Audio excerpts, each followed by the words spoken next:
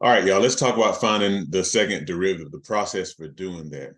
So there's really not much to it. Finding the second derivative is just taking the derivative, the regular derivative, if you will, two consecutive times, one after the other.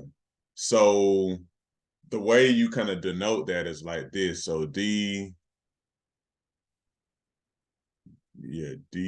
over dx squared. So that's the second derivative. And all it is essentially the derivative of the derivative.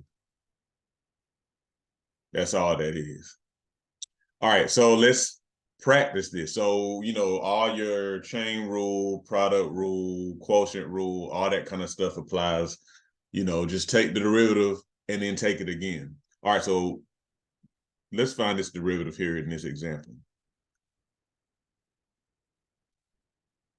So if we want to take the second derivative of 2x to the 6th power, then that's like doing this here. Okay, let me see. So it's like taking the derivative of this. The derivative of the derivative of this. All right, so let's take this derivative on the inside right here first. So the derivative of 2x to the 6 is bring the 6 out front. So 6 times 2 is 12. So that's going to be the derivative of 12x to the 5th power. Okay. So now we're taking the derivative of that. So then that's going to be 5 times 12 is 60, and then take away 1 from there. So the final answer is going to be 60x to the 4th power. Simple enough. All right, let's do another example. Let me see what I have here in my notes. Which, remember, if you want a copy of my notes, if you want a copy of my notes, you can go and subscribe at mathswaptutoring.com/subscribe, and then you should be able to get access to my downloadable notes. All right, so let's take the derivative of sine theta, the second derivative of sine theta. So that means we're going to be taking the derivative with respect to theta of the derivative of sine.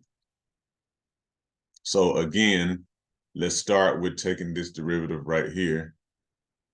So the derivative of sine theta is cosine theta, if you recall.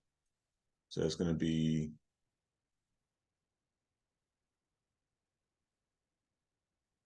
okay. And so now we take the derivative of cosine, and that is negative sine. Okay, final answer. All right, let's do one more. We'll take the second derivative of t times natural log of t. So that's going to be the derivative of the derivative of t natural log of t.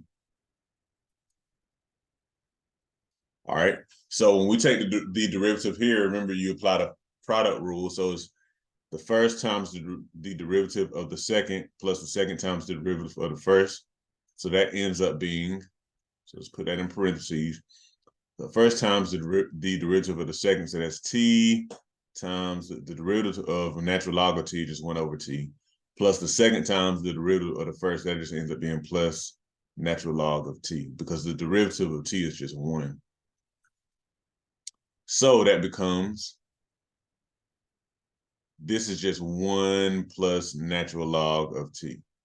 All right, now if we take the derivative of this now, then the derivative of this term, if any constant is 0, the derivative of this is going to be 1 over t. Okay. Remember, go back and look at some of my other videos talking about taking the derivative of exponentials and logarithms to kind of recall some of that stuff.